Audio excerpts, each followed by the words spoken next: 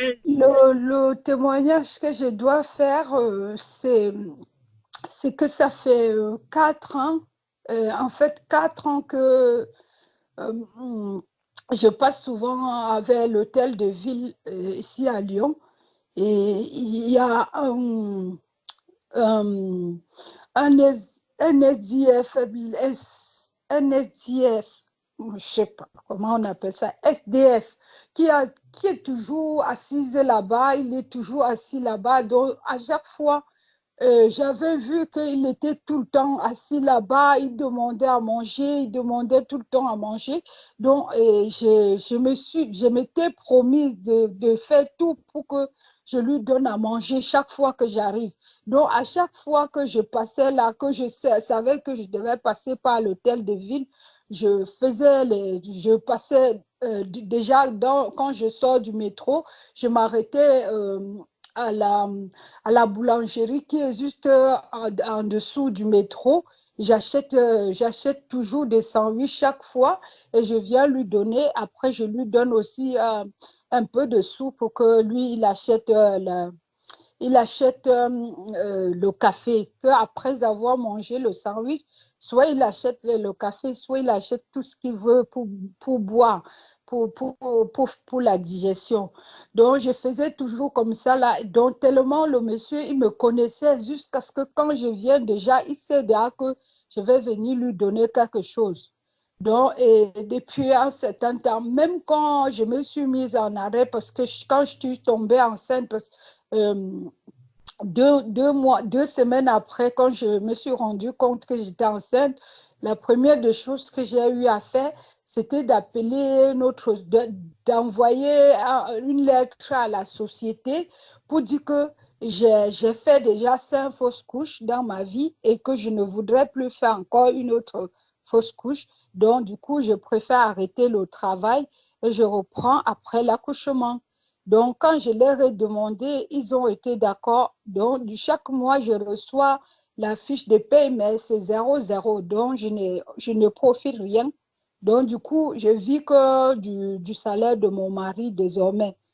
Et de temps en temps, donc, même quand je vais passer là-bas, je fais l'effort, même s'il faut que je dise à mon mari que j'ai faim pour qu'il me donne l'argent, j'arrive, j'achète son sandwich. Donc, c'est ce que je fais souvent.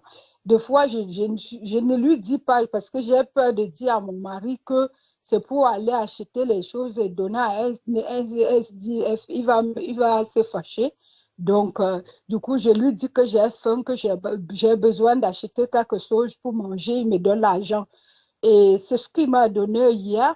Et aujourd'hui, je suis allée, parce que je devais passer à l'hôtel de ville.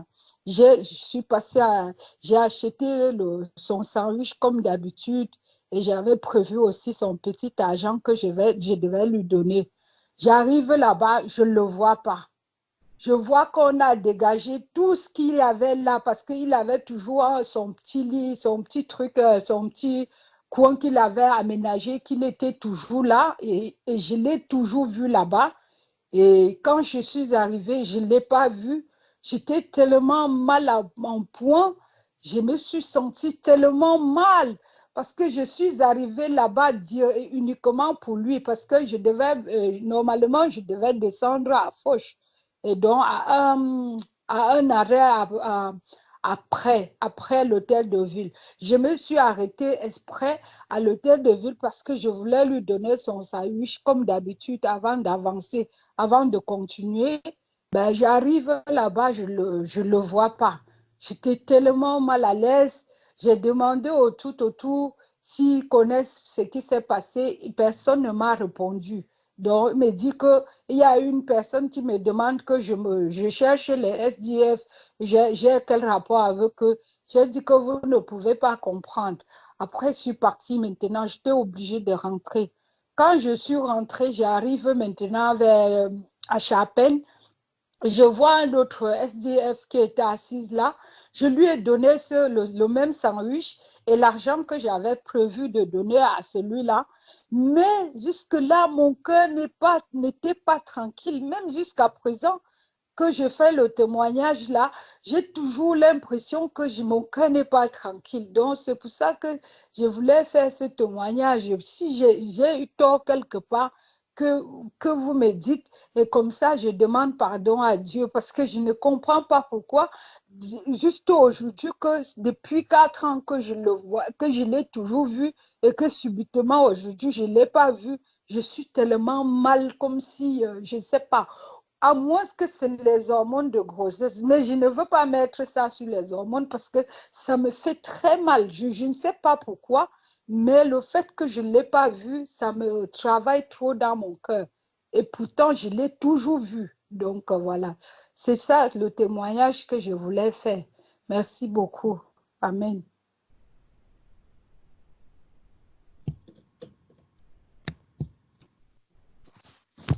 Gloire au Gloire à Seigneur. Dieu. Alléluia. Amen.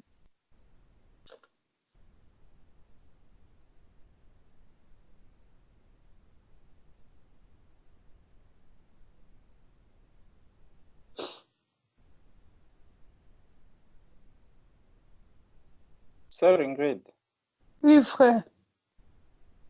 qu'est-ce que tu te reproches dans cette affaire? Ce que je me reproche, c'est que même comme je ne l'ai pas vu et j'ai donné le sandwich à un autre SDF, mais jusque-là, je n'étais pas contente.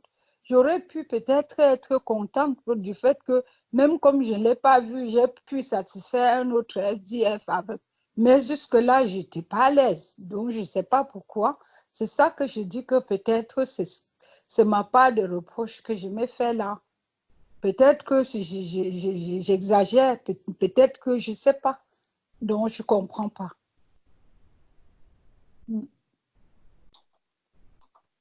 Bon, le SDF à qui tu as donné le pain, le sandwich, est-ce que c'est un être humain ou pas? Si, et il était très content. Il était très content. Voilà. Celui à qui tu donnais avant, C'était toujours un être humain. c'était Et il toujours un était être humain. très content parce que il était tellement content parce qu'à chaque fois qu'il me voyait, il savait déjà que je devais apporter quelque chose. Il me connaissait déjà. Voilà. Tu vois, c'est un peu ça le problème que nous avons aujourd'hui. C'est un peu ce que nous avons aujourd'hui. Prenons un peu Matthieu chapitre 25. D'accord.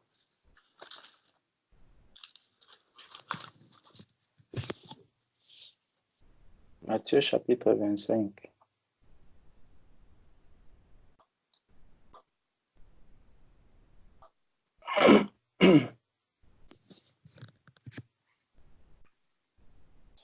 C'est bon? Je n'ai pas de la Bible à côté de moi. Ok. Bon. Dans Matthieu chapitre 25, voici ce que Jésus est en train de dire. On va lire un peu à partir du verset 40, je crois. Verset combien, mon frère? Oh, regardons un peu à partir du verset 31. Ok. Regardons à partir du verset 31. Lorsque le Fils de l'homme viendra dans sa gloire avec tous les anges, il s'assiera sur le trône de sa gloire. Toutes les nations seront assemblées devant lui. Il séparera les uns d'avec les autres, comme le berger sépare les brebis d'avec les boucs. Et il mettra les brebis à sa droite et les boucs à sa gauche. Donc, il y a d'un côté les brebis, de l'autre, il y a les boucs. Verset 34. Alors le roi dira à ceux qui seront à sa droite, venez, vous qui êtes bénis de mon Père, prenez possession du royaume qui vous a été préparé dès la fondation du monde. Car,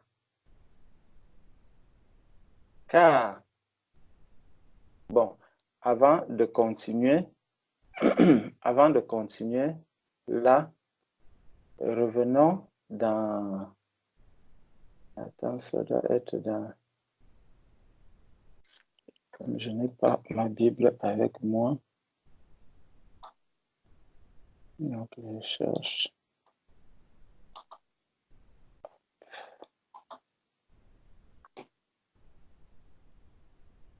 Donc, avant de continuer, on était au verset, à quel verset là?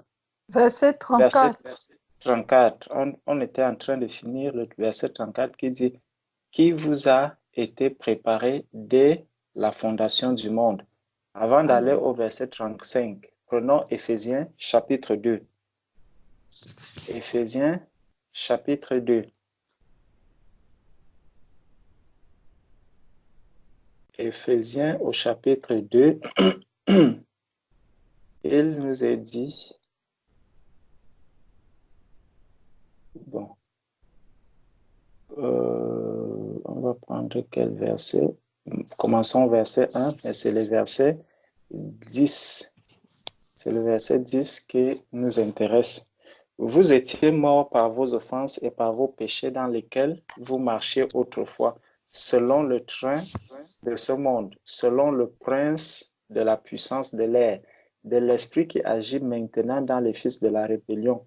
Nous tous, nous étions de leur nombre et nous vivions autrefois selon les convoitises de notre chair, accomplissant les volontés de la chair et de nos pensées.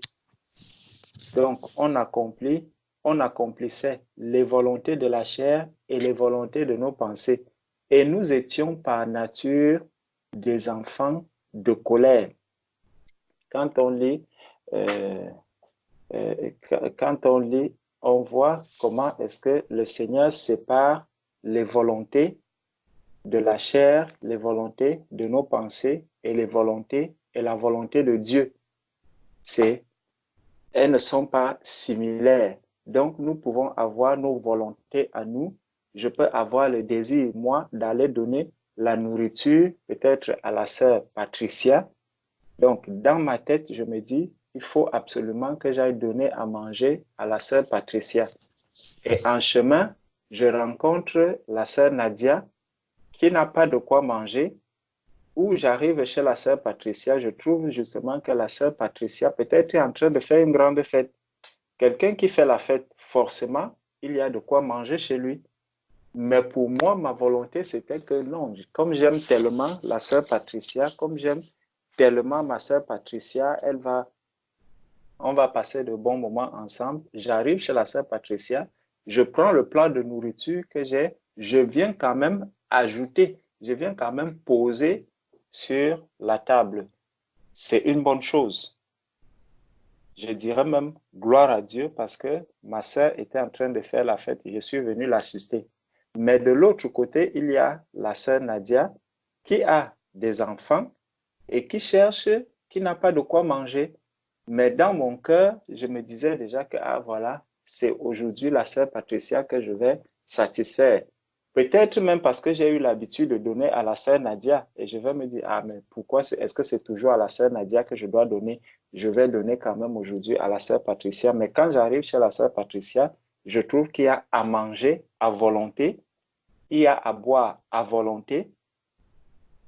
Donc, j'irai ajouter à ce que la sœur Patricia avait, mais la question c'est, est-ce que c'est vraiment là que ce plat devait, est-ce que le plat était vraiment destiné à la sœur Patricia? Non. C'était ma volonté de lui donner, mais est-ce que c'était vraiment le plat de la sœur Patricia? Donc, Non. quand je repars de là, je vois d'un autre côté la sœur Nadia qui n'a pas de quoi manger. Je vais comprendre en ce moment que réellement, le plat que j'ai fait n'était pas destiné à la sœur Patricia, il était forcément destiné à la sœur Nadia. Donc, je suis passé à côté de la volonté de Dieu. J'ai fait autre chose, j'ai fait une autre volonté que celle qui est celle de Dieu. Donc, on continue. Il dit, accomplissant les volontés de la chair et de nos pensées, et nous étions par nature des enfants de colère comme les autres. mais Dieu qui est riche en miséricorde, à cause du grand nombre dont il nous a aimés, nous qui étions morts par nos offenses, nous a rendus à la vie Christ, il nous a rendus à la vie avec Christ. C'est par grâce que vous êtes sauvés. Il nous a ressuscités ensemble et nous a fait asseoir dans les lieux célestes en Jésus-Christ, afin de montrer dans le siècle à venir l'infinie richesse de sa grâce par sa bonté envers nous en Jésus-Christ. Car c'est par la grâce que vous êtes sauvés, par le moyen de la foi. Et cela ne vient pas de vous, c'est le don de Dieu. Verset 9. Ce n'est point par les œuvres. Donc, comme mon frère Pierre-Yves parlait de quelqu'un qui pense qu'il peut être sauvé par les œuvres parce qu'il aura fait beaucoup d'œuvres, parce qu'il aura fait beaucoup d'aumônes, parce qu'il aura donné beaucoup de nourriture aux gens, parce qu'il aura donné beaucoup d'argent aux gens, parce qu'il aura fait ceci. Tout cela est bien, mais ça ne donne pas le salut. Je peux rendre visite à toutes les personnes qui sont malades sur la terre, mais si je n'ai pas cru en Jésus-Christ, cela ne sert à rien. Je peux donner à manger à toutes les personnes qui n'ont pas de quoi manger sur la terre. Mais si je n'ai pas cru en Jésus, cela ne me sert à rien. Donc, le Seigneur vient nous rappeler ici dans Éphésiens 2 que c'est par la grâce que nous sommes sauvés. Ce n'est pas par une œuvre quelconque. Donc, nous ne pouvons pas acheter le salut. Le salut, nous avons obtenu par la grâce en Jésus-Christ. Le Seigneur Jésus a donné sa vie. Personne ne lui a dit « va à la croix ». C'est un engagement personnel qu'il a pris, aller à la croix. Et lorsque Jésus allait à la croix, personne de nous qui sommes là aujourd'hui n'étions même déjà nés. Ne savions même qu'un jour nous pouvions naître sur la terre. Il y avait des hommes sur cette terre, mais aucun de ces hommes ne pouvait aller à la croix pour sauver les autres êtres humains. Mais Jésus a pris cet engagement. Il a pris cela sur lui. Donc, c'est vraiment par la grâce que nous sommes sauvés. Et il dit que ce n'est point par les œuvres, afin que personne ne se glorifie. Donc, si je me glorifie du fait que je suis allé donner à manger aux gens, si je commence à me glorifier que non, moi je donne tellement à manger aux gens, je visite tellement les malades, je fais tellement ceci, cette gloire-là révèle en fait quelque chose, c'est que je ne le fais pas en Jésus-Christ. Non, pas que pour Dieu, parce que je peux dire que je le fais même pour Dieu même. Je ne le fais pas pour Dieu, je le fais en fait pour être vu par les hommes. Quand je vais commencer à me glorifier que non, voilà, j'ai donné à manger, j'ai fait ceci, j'ai fait cela, j'ai fait ceci, j'ai fait cela. Oui, c'est bien de dire, de donner ce témoignage, mais en fait, la véritable raison pour laquelle je dois faire toutes ces œuvres, c'est parce que Jésus me demande de les faire. Amen. Et regardons un peu un enfant, un petit enfant. Nous qui avons les enfants qui sont petits, quand tu prends, par exemple, tu prends un bout de pain, tu achètes le pain, tu divises le pain en 4 parties parce que tu as 4 enfants.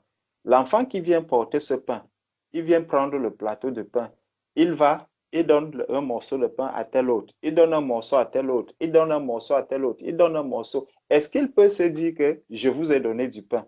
Non. Non. Parce que le pain ne venait pas de lui. Le pain vient de son père, c'est ton père qui a acheté le pain.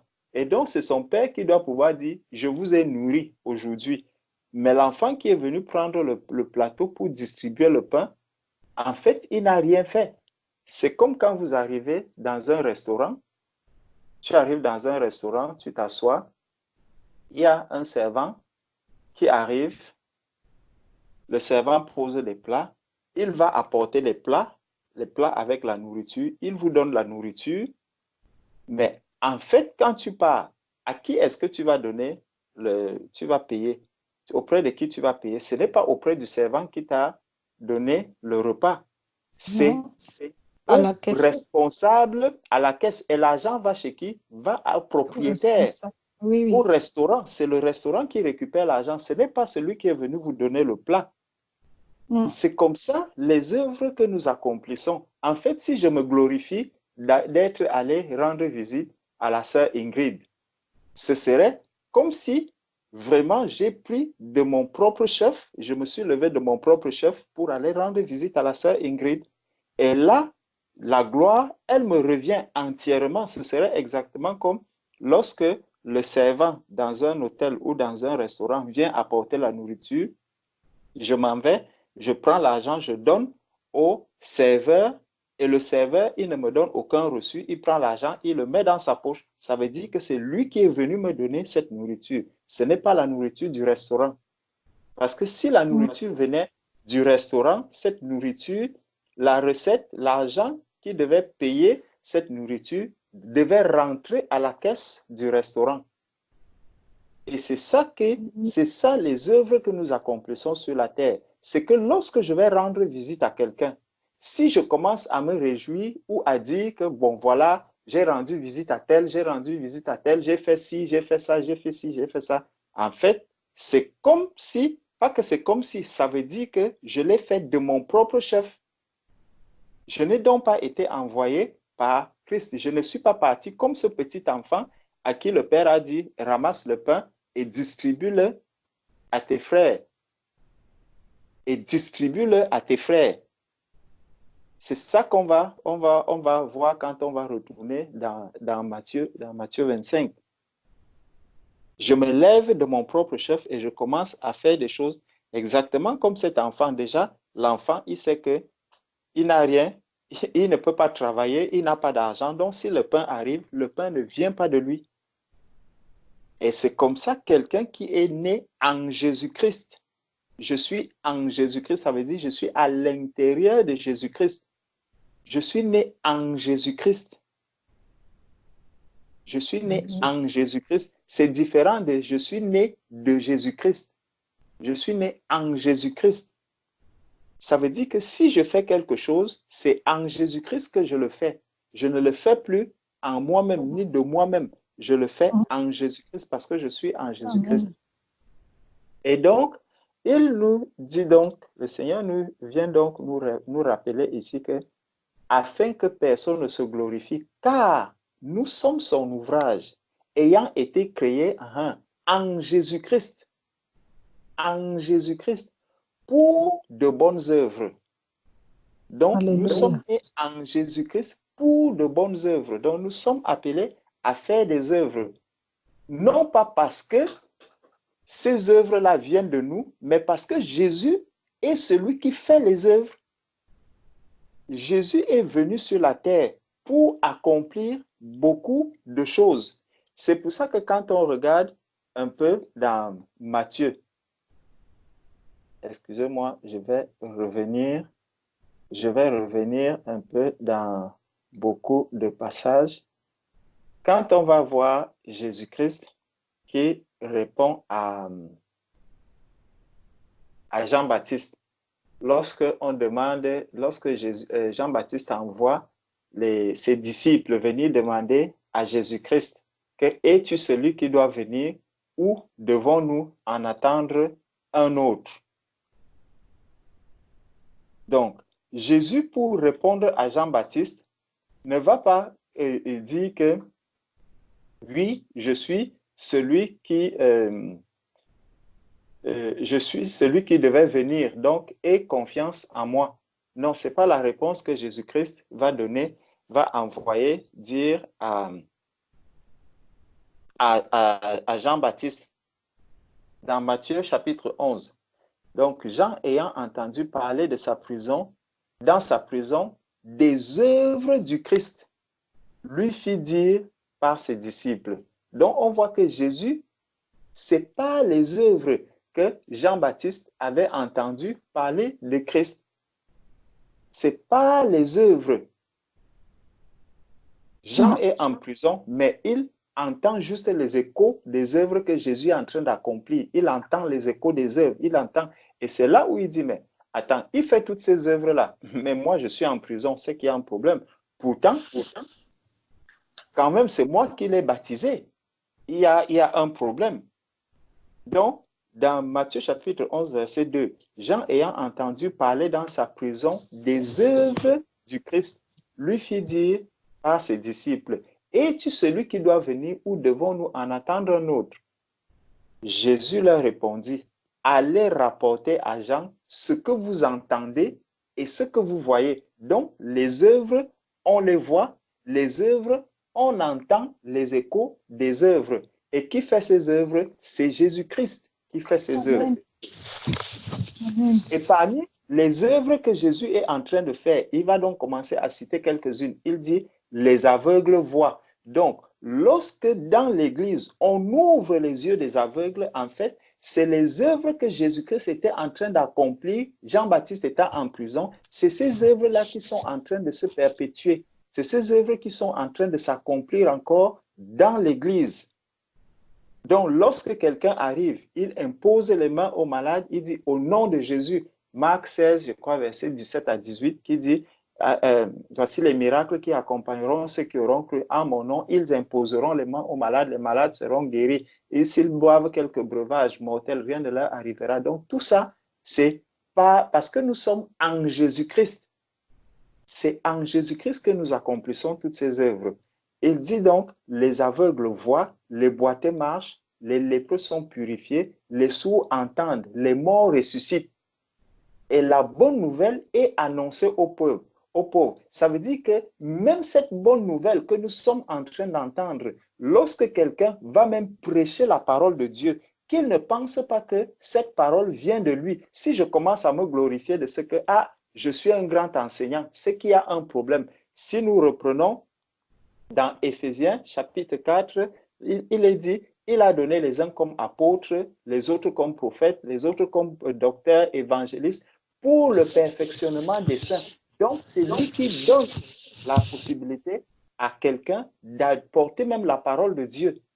Donc, si je commence à me glorifier de ce que je suis un grand enseignant, en fait, je n'ai rien compris. Je n'ai pas compris que c'est un don de Dieu. Je n'ai pas compris que c'est la grâce de Dieu qui permet de donner cet enseignement, qui permet de donner la vérité, qui permet d'apporter la lumière aux personnes.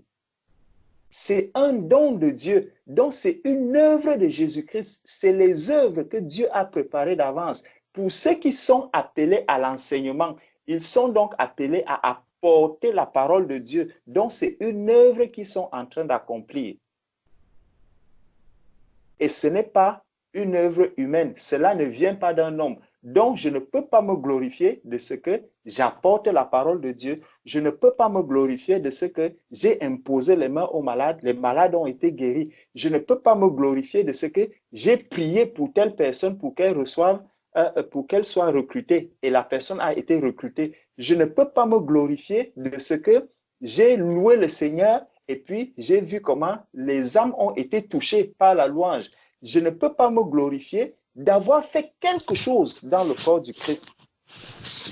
Pour tel cas, ça devient une gloire humaine, ça devient une œuvre humaine. Et une œuvre humaine ne peut pas donner une récompense venant de Dieu. Amen. C'est ça. Donc, quand je fais un acte, quand je pose un acte dans l'Église, je dois me dire que cette œuvre que je suis en train d'accomplir, non seulement elle ne vient pas de moi, et je n'attendrai pas la récompense venant d'un homme, ni même l'appréciation venant d'un quelconque homme. L'appréciation doit me venir du Seigneur. Donc, c'est ça. Et il faudrait donc que lorsque j'avance, lorsque je progresse dans le Seigneur, que je sache toujours que les œuvres que nous avons à accomplir, ce n'est pas par elles que nous sommes sauvés par ce que nous sommes en Jésus-Christ. C'est parce que nous avons cru en Jésus-Christ que nous sommes sauvés. C'est parce que nous avons cru à l'évangile de Jésus-Christ, celui-là qui accomplit toute bonne œuvre. C'est en lui que nous avons cru. Et les œuvres que nous accomplissons sont les œuvres qui ont été préparées d'avance par Jésus-Christ. C'est ce que nous dit Éphésiens chapitre 2, verset 10, où nous étions, car nous sommes son ouvrage, ayant été créés en Jésus-Christ pour de bonnes œuvres que Dieu a préparées d'avance afin que nous les pratiquions. Donc, Dieu a préparé ces œuvres-là d'avance pour que nous venions simplement les pratiquer. Revenons donc dans Matthieu 25, où nous étions. Dans Matthieu 25, où nous étions, on a pris à partir du verset 31. Oui, c'était 31. Et on s'est Mais là, limité à 34. à 34. Voilà. Alors le roi dira à ceux qui seront à sa droite, venez vous qui êtes bénis de mon Père, prenez possession du royaume qui vous a été préparé dès la fondation du monde. Car j'ai eu faim et vous m'avez donné à manger.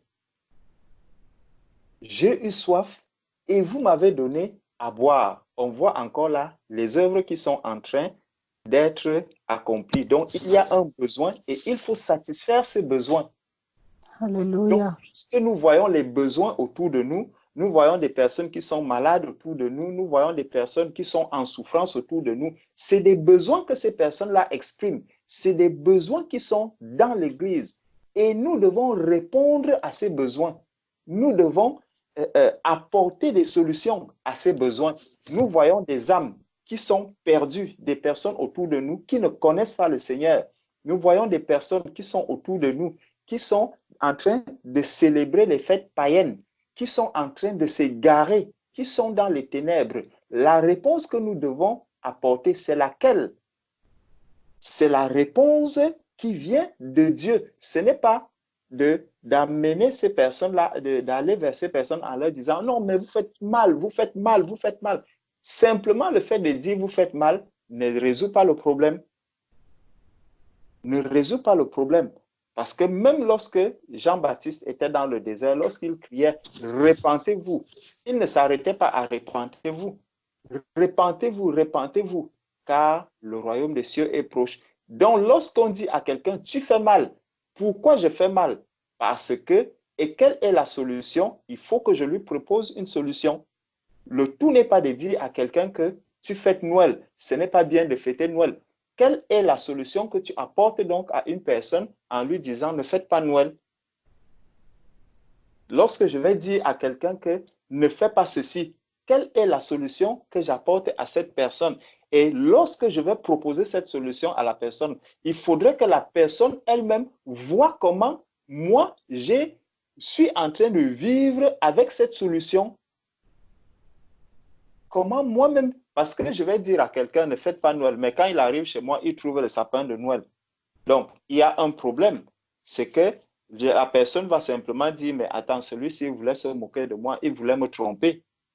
Donc, lorsque je dis à quelqu'un, ne fais plus ci, ne fais pas ça, il faudrait que la personne voit donc déjà cela en moi. C'est pour ça que quand nous voyons les personnes qui sont dans les ténèbres, nous prions pour que le Seigneur vienne sauver ces personnes, pour que ces personnes passent à la lumière.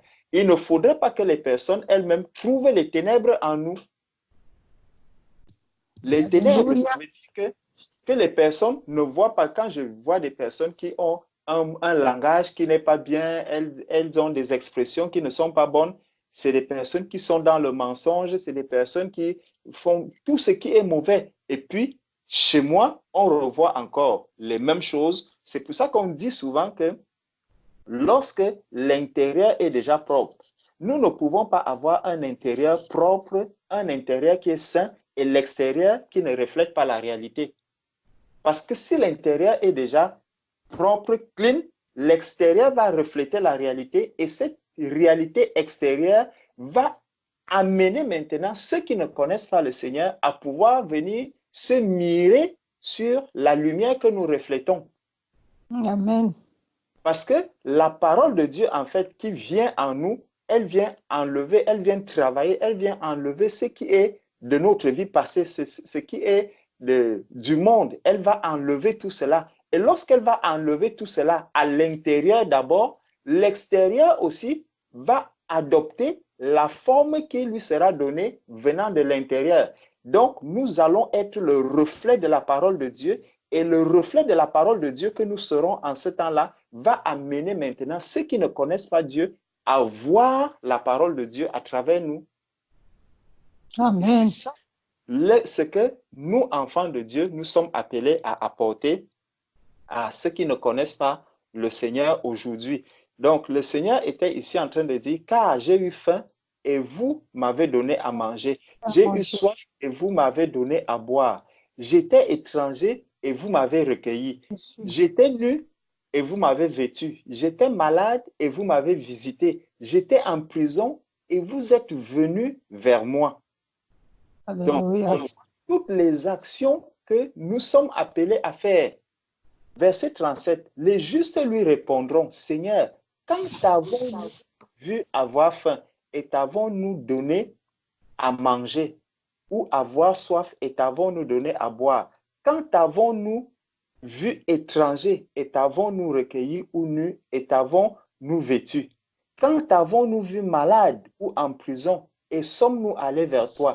Et le roi leur répondra, je vous le dis en vérité, toutes les fois que vous avez fait ces choses, c'est ici que je voulais donc qu'on arrive, toutes les fois que vous avez fait ces choses à l'un de ces plus petits de mes frères, il n'a pas dit à un seul. Ok, j'ai compris. Tu comprends, ma soeur? Ça Oui, veut oui, dire oui, que oui. ce n'est pas parce que je vais donner à manger à un seul SDF, ce n'est pas parce que tant que je n'ai pas donné à celui-là, je vais me rendre, je serai attristé ou je vais être affecté en me disant, ouais, je n'ai pas fait la volonté de Dieu. Non, ce n'est pas ce que le Seigneur a dit. Le Seigneur a dit, lorsque vous avez fait ces choses à l'un de ces plus petits de mes frères, il n'a pas précisé lequel. Alléluia. Donc, donner à manger à un SDF. Si le Seigneur t'a mis à cœur vraiment d'aller donner à manger à un SDF, si tu ne trouves pas celui-là, pose-toi la question, est-ce que c'est à celui-ci que la nourriture, que ce sandwich était destiné ou à quelqu'un d'autre? Alors, Alléluia. si le Seigneur met un autre sur mon chemin et je vois celui-là qui est dans la joie, qui n'avait pas à manger, maintenant qui a déjà à manger, je dis gloire à Dieu parce que Dieu va s'accomplir. Donc, plutôt que d'être attristé dans mon cœur, je dois être dans la joie de savoir que le Seigneur a enlevé celui qui ne devait pas prendre ce sandwich et il a mis exactement celui qui avait à prendre ce sandwich. Et je continuerai. Ça me montre que je suis en train de marcher, non pas selon ma volonté à moi, non pas selon ma pensée à moi, non pas selon la chair, mais je suis en train de faire selon la volonté de Dieu parce que Dieu a placé celui-là. Et là, il continue en disant que je vous le dis en vérité, toutes les fois que vous avez fait ces choses à l'un de ces plus petits de mes frères, c'est à moi que vous les avez faites.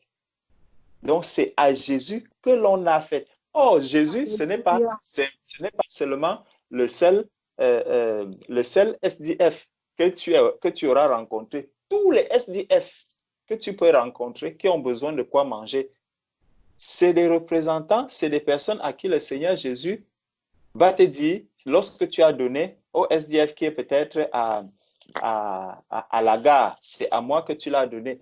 Lorsque tu as donné à celui qui était à l'hôtel, à la chapelle, c'est à moi que tu l'as donné. Lorsque tu as donné à celui qui est à machin, c'est à moi que tu l'as donné. Lorsque tu as donné à celui qui était à l'hôtel de ville, c'est à moi que tu l'as donné. Donc, Jésus, ce n'est pas une seule personne. Et dans Matthieu chapitre 10, verset 41 à 42, il dit, celui qui reçoit un prophète en qualité de prophète recevra une récompense de prophète. Donc, je ne cherche pas simplement à dire, ah, il faut que je reçoive seulement peut-être le frère Alain chez moi. Je ne dois pas simplement chercher à recevoir le frère Alain pour dire que j'ai reçu un prophète. Non, il n'a pas donné le nom du prophète. Il a dit, celui qui recevra un prophète en qualité de prophète recevra une récompense de prophète. Et celui qui reçoit un juste en qualité de juste recevra une récompense de juste. Je n'ai donc pas à sélectionner les justes que je dois recevoir. Je ne dois pas dire, ah, comme moi j'aime tellement la sœur Morane. Non, c'est moi j'aime quand je reçois la sœur Morane. Moi j'aime quand je reçois la sœur Morane. Non, je ne sélectionne pas les justes. Le Seigneur n'a pas sélectionné les justes. Le Seigneur n'a pas sélectionné les prophètes. Je ne dois pas dire non, moi, ce n'est que la famille du frère Georges que moi j'aime recevoir. Quand je reçois la famille du frère Georges, vraiment, je suis tranquille, je suis dans la joie. Non, je dois recevoir toutes les familles des saints. Je dois recevoir tous Amen. les saints et être dans la même joie. Savoir que je Alléluia. recevrai Oh Seigneur, récompense de celui qui pardonne-moi. a reçu un juste, de celui qui a reçu un prophète, de celui qui a reçu la famille des saints. C'est ça, c'est comme ça que je dois marcher. Et quand je reçois Alléluia. la parole de cette manière, alors je sais que je suis en train de marcher par l'esprit. Je ne marche pas par la chair. Alléluia. Parce que si je marche par l'esprit, je ne ferai pas de distinction, je ne ferai pas de sélection entre les personnes que je dois recevoir ou Alléluia. accepter. De la même manière, vous allez voir, par exemple, on va à Lyon, on va rendre visite au bien-aimé de Lyon. Quelqu'un va dire, non, moi je vais aller seulement chez la sœur Florence. Non, ce n'est pas comme ça que l'Église doit fonctionner. Tu n'es plus en train de marcher là par l'esprit. Où est-ce que, Seigneur, tu veux que je sois lorsque j'arrive à Lyon? Si je dois aller chez le frère Zacharie, le Seigneur te conduit, il dit, bon, voilà, c'est chez Zacharie que tu iras habiter aujourd'hui, que tu iras loger. Va chez le frère Zacharie et sens-toi à l'aise, parce que c'est le Seigneur qui t'a conduit là-bas. Amen. S'il te trouve que c'est chez la sœur Ingrid que tu dois partir, va chez la sœur Ingrid, sens-toi à l'aise et sois dans la joie d'être dans la volonté de Dieu. Ne cherche pas à Alléluia. sélectionner en disant non, je vais aller seulement chez la sœur Florence. Parce que non, moi, je suis bien chez la sœur Florence. Non, ne cherche pas à être bien. Cherche à être dans la volonté de Dieu. Amen. Et là, Amen. mon esprit sera dans la joie. Si nous marchons Alléluia. par l'esprit, nous accomplirons aussi les œuvres de l'esprit. Mais si nous commençons à marcher par la chair, par le sentiment charnel, nous accomplirons les œuvres de la chair et elles n'ont aucune récompense spirituelle.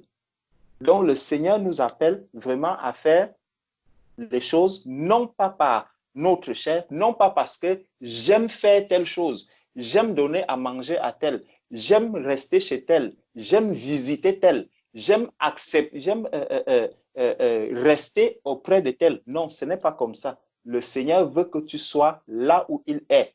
La preuve, c'est que justement, Jean-Baptiste était en prison. Il avait besoin d'être libéré. Il avait besoin de sortir de sa prison. Mais Jésus était présent. Jésus n'a pas sélectionné en disant, comme c'est Jean-Baptiste, je le connais, il dit, c'est le plus grand prophète. Il dit, non, je ne vais pas aller auprès de Jean-Baptiste parce que j'ai un travail que je dois faire maintenant. Et c'est en ce lieu que je dois être. Je ne dois pas être là pour délivrer Jean-Baptiste qui est de la prison, même si ça va faire mal à Jésus qu'on décapite Jean-Baptiste alors qu'il est présent. Mais Jésus fait quand même les œuvres qu'il a à faire au moment où il doit le faire. Donc, même aller rendre visite à quelqu'un ou aller rester chez un bien-aimé, c'est une œuvre que le Seigneur me conduit à faire. Je n'ai donc pas à sélectionner en disant, comme c'est tel, comme c'est Nadia que j'aime beaucoup, comme j'aime tellement, je connais tellement Nadia, j'ai des affinités avec Nadia, alors je préfère aller rester chez Nadia. Non, un enfant de Dieu ne marche pas avec ses affinités de la chair, avec ses affinités charnelles. Il faudrait qu'il marche selon la volonté de Dieu. Il faudrait qu'il soit guidé et conduit par la lumière et la volonté de Dieu. Et là, il va voir comment les œuvres du Seigneur en lui porteront du fruit. Elles amèneront les âmes vraiment à se réjouir quand elles verront le travail que le Seigneur est en train de faire. Donc, ma sœur, voilà. Et au verset, donc pour terminer, donc, il dit, dans Matthieu 10, verset 42, il dit, et quiconque donnera seulement un verre d'eau froide à l'un de ses petits, parce qu'il est mon disciple, je vous le dis en vérité, il ne perdra point sa récompense. Donc, il ne sélectionne pas. Dieu ne fait pas de sélection.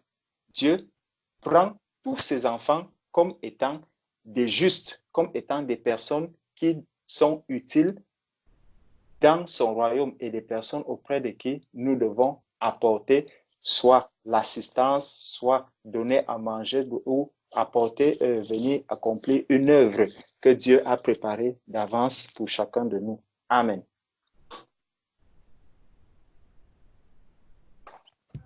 Amen. Amen. Gloire à Dieu. Merci beaucoup. Amen. Amen. Amen. S'il vous plaît, frère Georges, je voulais poser une question. Quand Jésus il a dit, faut visiter aussi les prisonniers. Alors, moi, je n'ai jamais visité les prisonniers. C'est pas mal ou bien quel prisonnier que Jésus parlait, s'il vous plaît.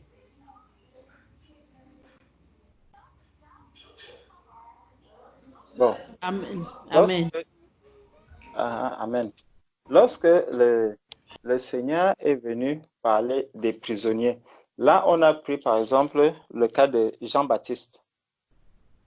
Jean-Baptiste était en prison et Jésus était là, n'est-ce pas? Donc, on voit effectivement que le Seigneur, il ne, ce n'est pas les œuvres qui conduisent le Seigneur. Ce n'est pas parce qu'il y a une multitude d'œuvres devant un enfant de Dieu qu'il doit se perdre dans les œuvres qu'il doit accomplir. Le Seigneur a préparé des œuvres d'avance et c'est le Seigneur qui prévoit la chronologie dans laquelle ces œuvres doivent être accomplies. Au moment où Jésus est là, Jean-Baptiste est en prison, le Seigneur ne laisse pas ce qu'il est en train de faire pour aller délivrer d'abord Jean-Baptiste. Non, il fait le travail qu'il a à faire, quitte à ce que Jean-Baptiste soit même lapidé, qu'il soit, qu'on coupe la tête, décapité, pardon, qu'il soit décapité. Jésus continue de faire le travail qu'il a à faire. Donc, si la possibilité, la grâce, parce que c'est une grâce, la grâce n'était pas encore accordée d'aller rendre visite aux prisonniers, sans oublier qu'il y a même des prisonniers spirituels, des personnes qui sont détenues captives spirituellement, les personnes qui sont dans la religion, c'est des prisonniers. Ils sont détenus dans une prison, ils sont tenus dans une prison, ils n'arrivent pas à sortir. Vous pouvez parler à un catholique en lui disant que là où tu te trouves là, ce n'est pas Jésus que vous adorez. Il reste là. Il est exactement comme un prisonnier physique, quelqu'un qu'on a pris et qu'on a enfermé dans une cellule. Ces prisonniers, nous devons prier pour la délivrance de ces prisonniers. Nous devons les visiter spirituellement aussi. Ça veut dire que je dois prendre du temps pour prier pour les personnes qui sont dans l'Église catholique, même dans la religion en général, pour que l'esprit de religion, le voile de la religion soit déchiré en eux et pour qu'ils sortent et afin qu'ils soient libres. Parce que c'est en Jésus-Christ que l'on est libre. Celui qui n'est pas en Jésus-Christ est un prisonnier. Nous devons visiter donc ces prisonniers-là dans nos prières.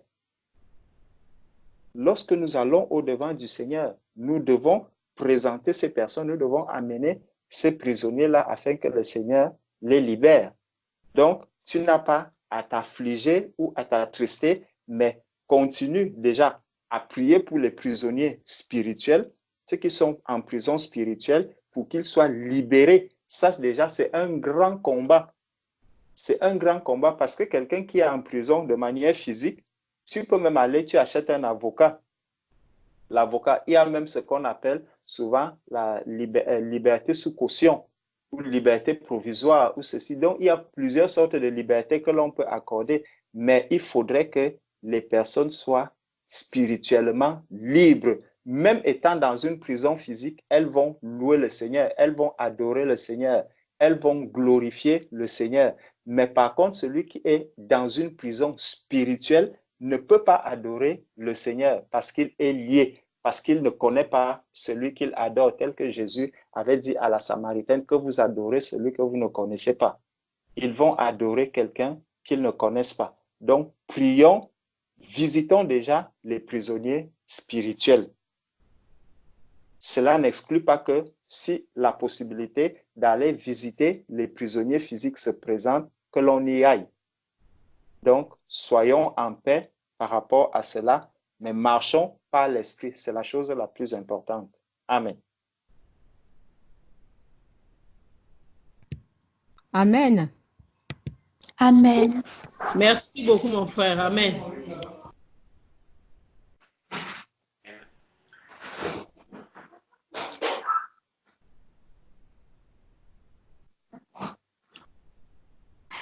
Si je puis me permettre aussi, Amen. ma sœur bien-aimée, parce que tu disais aussi que du coup, tu disais à ton mari, tu lui disais que c'est parce que tu avais faim que pour qu'il puisse te donner cet argent-là. Je sais pas du coup si ton œuvre n'est pas entachée par ce péché-là, parce que quelque part c'est un péché, voilà, que tu commets pour pouvoir commettre cette action-là. Voilà, c'est juste ce que je voulais rajouter. Amen.